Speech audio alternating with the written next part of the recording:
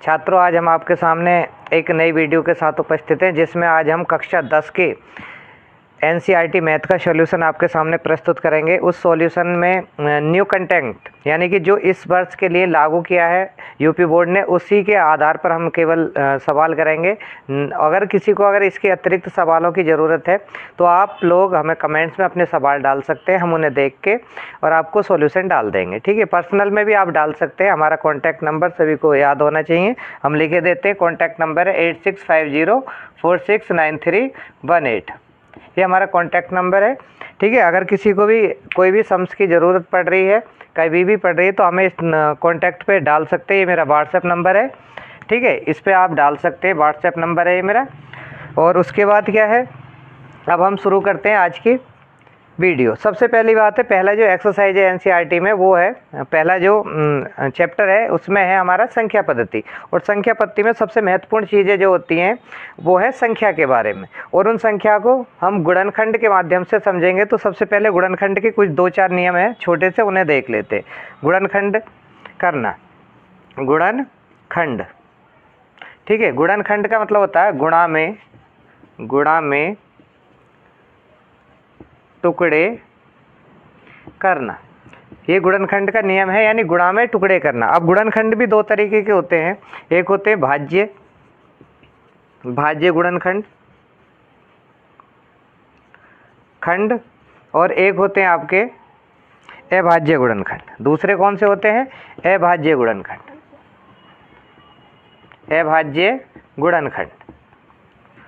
तो हमें दोनों ही बात आनी चाहिए। एक गुणनखंड खाली है, हमें जैसे दे दिया 12, तो 12 के गुणनखंड 4 तिया 12, 4 तिया 12, ये गुणनखंड हो गया। लेकिन अभाज्य गुणनखंड नहीं। यदि अभाज्य की बात करता है तो अभाज्य गुणनखंड में जैसे 12 लिखा है हमने, 12 के अभाज्य गुणनखंड होंगे 2 दूनी 4 और 4 तिया 12, ये अभाज्य गुणनखंड है। अभाज्य का मतलब होता है ऐसे गुणनखंड जिनके दोबारा से टुकड़े ना हो सके, उन गुणनखंडों को अभाज्य गुणनखंड कहते हैं। तो ये हमारे अभाज्य गुणनखंड है। अभी मैंने ये लिखा था 12 का ही, तो 12 का गुणनखंड में 4 तिया 12 या 6 दूनी 12, ये भी हमारा गुणनखंड है। और कितना हो जाएगा? 3 चौक 12। ये सब कैसे हैं? केवल गुणनखंड है। और इन्हें हम क्या कहेंगे? इन्हें कहेंगे हम अभाज्य गुणनखंड। ठीक है, जिनके दोबारा से टुकड़े ना हो सके। इनमें देखो 4 का टुकड़े हो जाएंगे, दोबारा 6 के हो जाएंगे, यहाँ 4 के हो जाएंगे। तो ये हमारे क्या है? भाज्य गुणनखंड है और ये अभाज्य गुणनखंड है। अब इसके बाद हम एक नई तरीके से गुणनखंड करने का तरीका बताते हैं आप लोगों को, क्योंकि बच्चे कंफ्यूज हो जाते हैं कि संख्या में हम गुणनखंड कैसे करें। तो उसके लिए हमारा सबसे पहला नियम होता है 2 का गुणनखंड खंड। 2 से जो गुणनखंड होते हैं उसका नियम क्या होता है? यदि इकाई, क्या कह रहे हैं, इकाई में 0, 2, 4, 6 और 8 ये संख्या यदि आती हैं इकाई में, तो समझ लेना वो संख्या आपकी 2 से गुणनखंड हो जाएगी। यह उसके बाद 3 का नियम है, 3 का गुणनखंड। ठीक है, 3 के गुणनखंड का मतलब है क्या है? अंकों का योग डिवाइड बाई 3, यानी कि जो अंकों का योग है वो अगर 3 से डिवाइड है यानी भाग हो सकती है, तो समझ लेना उसका गुणनखंड 3 भी है। इसी तरीके से हमारा 4 का है, 4 का गुणनखंड के लिए हमें क्या है? इकाई, और ये ऐसे लिख दो, धाई और इकाई अगर डिवाइड बाई कितना है? 4, यानी इकाई और धाई केवल क्या है? इकाई और धाई अगर केवल हमारी 4 से डिवाइड है तो हमारी पूरी संख्या 4 से डिवाइड है। लेकिन ये हमारे अभाज्य में 4 नहीं आता है। ठीक है, इसलिए हमें बता रहे हैं कि 4 का भी नियम होता है। एक 5 का नियम होता है, 5 का। तो 5 का जो नियम है, 5 का नियम है क्या है? 5 का नियम में इकाई में क्या होना चाहिए? इकाई में या तो 0 या 5 है, तो समझ लेना वो संख्या आपकी किससे डिवाइड होगी? 5 से। ये तो थोड़े से नियम थे हमारे डिवाइड करने के, यानी कि गुणनखंड करने के नियम थे। बाकी 6 का भी होता है, 7 का भी होता है, 8 का भी, 9 का। ये बहुत लंबी बातें हो जाएंगी, इसलिए हम पहले गुणनखंड पे आते हैं।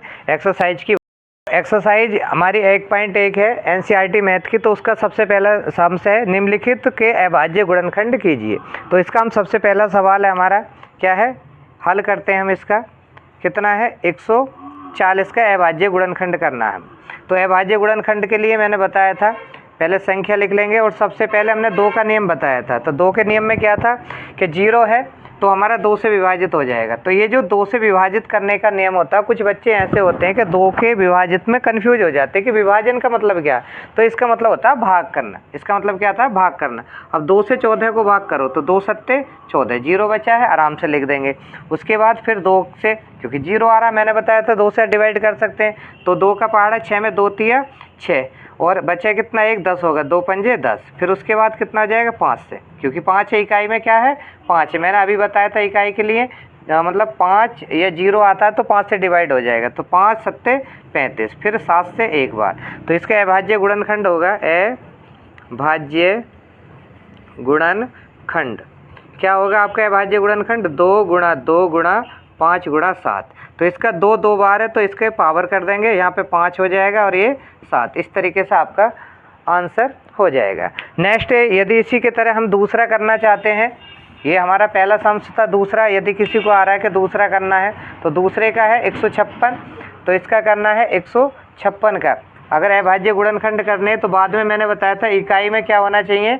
इकाई में होना चाहिए हमारा 0, 2, 4, 6 और 8। तो हमारा 6 है, तो इसका मतलब हमारा 2 से डिवाइड हो जाएगा। 2 से जब हम डिवाइड करेंगे तो 2 सत्ते 14, एक बचा यहाँ कितना? 16, 2 अट्ठे 16, फिर 8 आ रहा है हमारा, फिर भी 2 से डिवाइड हो जाएगा, 2 तिया 6 और 2 नाम 18। अब 9 आ रहा है, ये 3, तो मैंने 3 वाला रूल बताया था। 3 का क्या था कि अंकों को जोड़ो, तो देखो 3 और 9 कितने हुए? 12। अब 12 डिवाइड बाई 3 तो कितना हो जाएगा?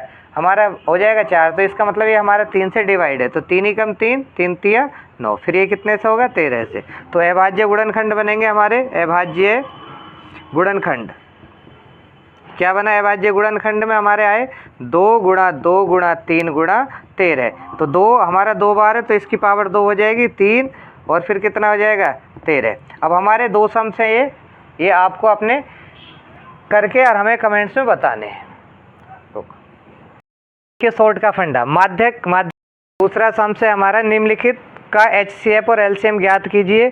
सिद्ध कीजिए कि दोनों संख्याओं का गुणनफल HCF और LCM के गुणनफल के बराबर है। तो हम इस सवाल का सॉल्यूशन करेंगे। पहला सम्स है हमारा, क्या है? 26 और 91। तो पहले 26 के क्या कह रहे हैं? HCF बराबर क्या? दूसरा कह रहा है LCM बराबर क्या? 2 चीज़ पूछा है। फिर उसके बाद कह रहा है पहली संख्या गुणा दूसरी संख्या बराबर HCF गुणा LCM। ये 3 चीज़ें हमें सॉल्व करनी है। तो पहले हम 26 का फैक्टर कर लेंगे गुणनखंड। तो 26 के गुणनखंड में क्या आएगा आपका? अलग करना चाहते हो? अलग नहीं, ऐसे हो जाएगा 2 गुणा 13, यानी 13 दूनी 26। उसके बाद कितना? 91 के गुणनखंड करना चाहते हैं तो कितना था? 13 सत्ते 91, यानी 7 गुणा 13। ये हमारा आ रहे हैं। अब इसमें हमें सबसे पहले क्या निकालना है? HCF निकालना है। तो HCF का मतलब होता है HCF यानी जो दोनों में 2 संख्या हो तो दोनों में, 3 संख्या हो तो तीनों में जो मैच करता है वही हमारा HCF है। तो यहाँ इसका आंसर कितना हो जाएगा? 13। उसके बाद दूसरा इसमें पूछा है LCM। क्या पूछा है? LCM। तो LCM में जो दोनों मिल रहे हैं पहले तो वो उतार लो इधर से, फिर ऊपर वाली संख्या में कौन बचा? 2, नीचे वाली में कौन बचा है? 7 है। इन दोनों की गुणा कर लो, 13 दूनी 26, या ऐसे करो 13 गुणा 7 दूनी 14। अब 14 तिया 42, 14 तिया 42 का 2 हासिल लगे 4, 14 कम 14 और 4 कितने हो गए? 18, यानी कितना होगा? 182। अब इसी का हम नेक्स्ट यानी तीसरा, ये पहली बात हमने कर दी है HCF, दूसरी बात कर दी LCM। अब तीसरा है हमें ये सिद्ध करना है, यानी दोनों संख्याओं का गुणनफल बराबर HCF। तो इसके लिए हमें क्या करना होगा? पहली संख्या गुणा दूसरी संख्या बराबर कितना हो जाएगा? HCF गुणा LCM। तो इसके लिए हमें क्या करना है? पहली संख्या हमारी कितनी है? 26, 26 गुणा 91 बराबर कितना हो जाएगा हमारा? 13 गुणा 182।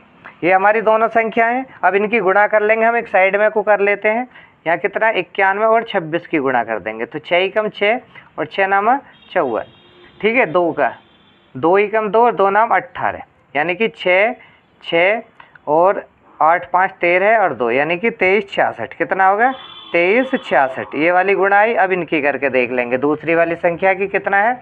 182 की गुणा 13 से। तो 13 दूनी 26 का 6 हासिल लगे 2, 13 अट्ठे 104 और 2 106, 106 का 6 हासिल लगे 10 और 13 कम 13 और 10 कितने हो गए 23। तो हमारा कितना आएगा 2366। इसका मतलब है कि हमारा जो सम्स था वो सही है, क्योंकि इनका हमने सिद्ध भी कर दिया है।